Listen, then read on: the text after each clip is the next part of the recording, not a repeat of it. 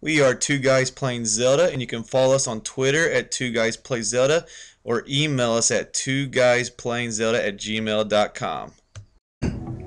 This is the second part of our walkthrough for the Forest Temple in Twilight Princess. And basically, in this part, we're just going to be continuing our quest to free... Get more and more monkeys, basically. Yeah, going back and forth in the what little areas in this dungeon there are.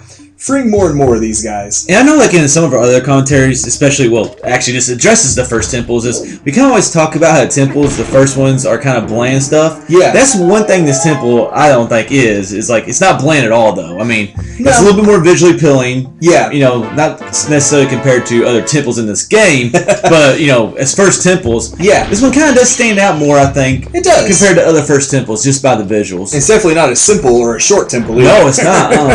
I think it is one of the more difficult first temples. Really. It is. God, these guys do get you good. Yeah, they do.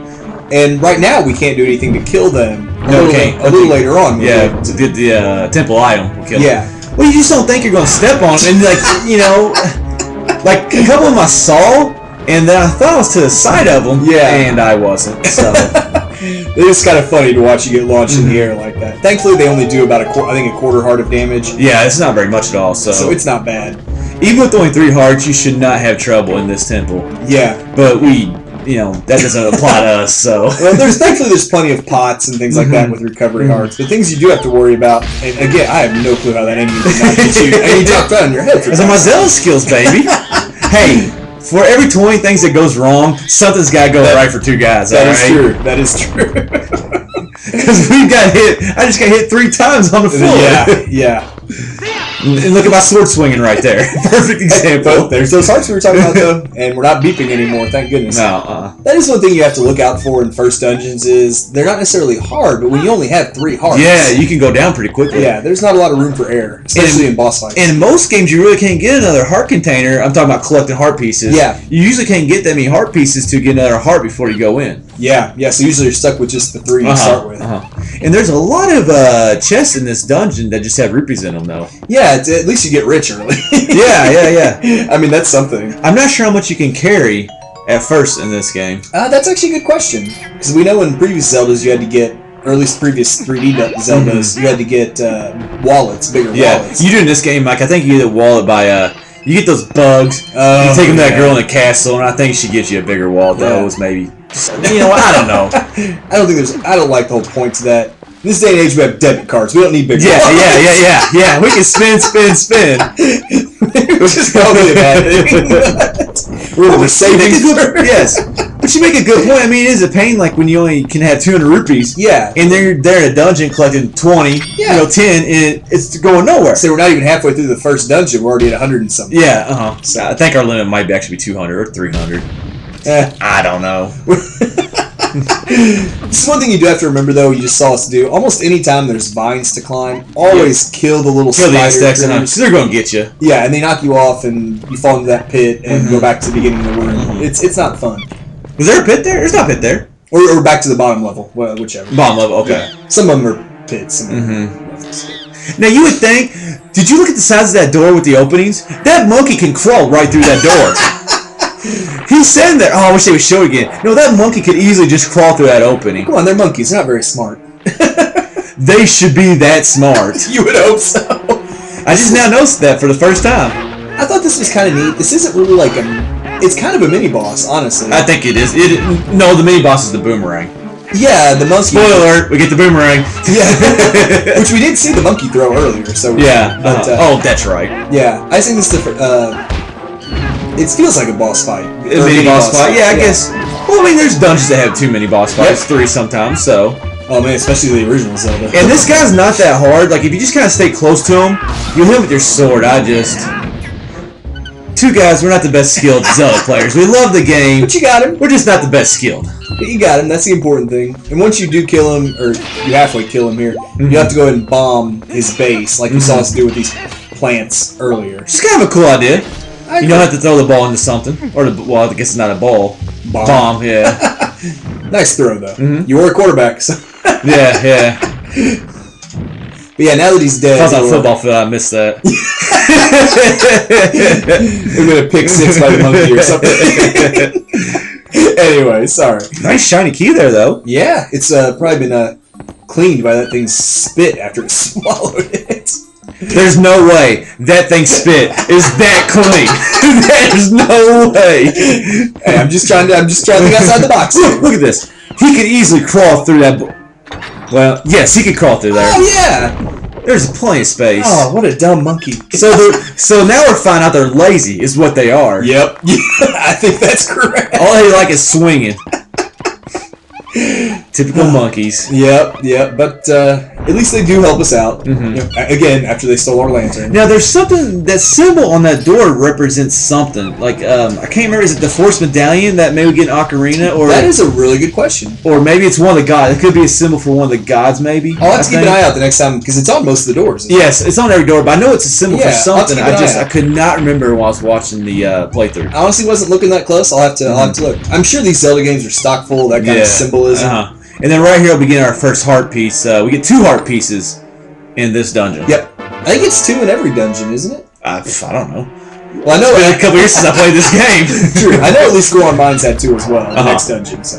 That does look a lot like the Force Medallion. Not to interrupt you there, I'm sorry. It does look a lot like... Don't let it happen again. Or the emerald from... Yeah, I'm not sure. Or it could be one of the gods. I'm not really sure. We'll have to pull up Google in between commentary. And one thing with that heart piece that we just got, in this game, it actually takes 5 heart pieces before you assemble a new one, which was kind of... I think this is the only game that done that. As far as I can think of, it's definitely a departure from the normal. When I'm used to getting 4 hearts to get a new heart piece there, that's a huge difference. You get to 4 and you're like, yeah, new heart. Yeah, no. And now that we've freed 4 of the monkeys here, we'll finally be able to cross this bridge that the big mean monkey cut earlier. And man, like you said earlier, I do love this room. It is. It's just a very open, big, open, brighter color than the rest of the dungeon. wind kind of adds something to it. Yeah, and we do spend a little bit of time in this room. In a dungeon that's dark, it's nice kind of like a brighter room. It is. I agree with you. And they'll be going in right here to fight the real mini boss of the dungeon, I guess you could say. Yeah, and this is that mean, angry ape that we ran into earlier that shook his butt at us. And yeah, he's possessed by some insect on his head or whatever, so I don't know if you can see it right there. I don't think you can. No, I don't think so either. But it is pretty cool, though. This is one of the few times I can think of where you fight a boss or a mini-boss that uses the dungeon item against you. Ooh, that's a very good point. At least not that I can think of off the top of my head. I can't think of one either. There probably is one. Yeah. but I can't. That's a good point. I can't think of one either. I thought it was a nice concept. It's like you kill him and you get his item. You know? I also like the way you have to fight this guy. When he throws the boomerang, if you hit the podium he's sitting on, it dazes him, and his own boomerang comes back and hits him. Use his own weapon against him. Yep, I thought it was a very fun concept. He can slash his butt. I mean, it's pretty cool too, So it's kind of funny. You see target his rear end. Yeah. Doesn't make a lot of sense. Well, if he's going to show it to us like that earlier in the dungeon, we're going to take care of it. Exactly. And you do have to remember...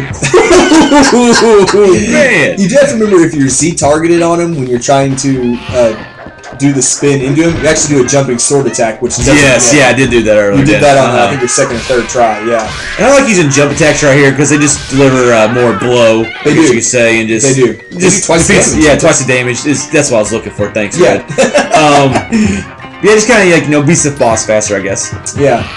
Now, you do kind of have to keep an eye out. He does eventually drop a couple more enemies, but you can almost safely ignore him. I don't think you kill him. If I'm you don't really have to. Yeah, it does bring back some horrible nightmares of the boss fight from in Majora's Mask where the guy keeps summoning all the other enemies to kill you. Oh my god, the very first boss.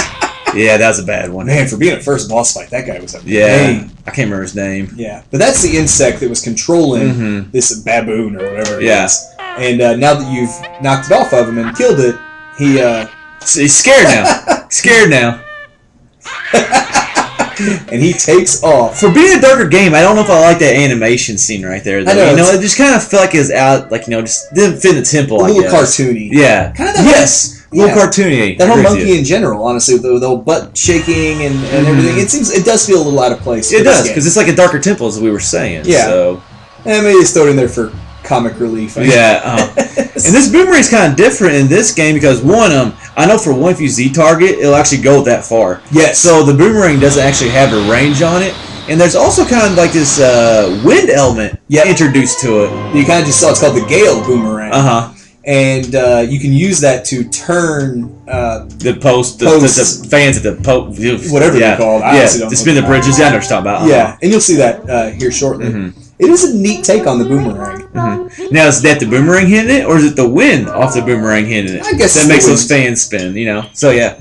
It is a fun take on the boomerang, though. I really like the change of pace. Something that's common throughout a Zelda game, but that they made different. Yeah, in this game, just a new twist. That's what Zelda does good with is just changing things a tad bit. Yep. But it makes it feel so much different. And it really does open up both some puzzles and some ways to you have to fight the boss using it too.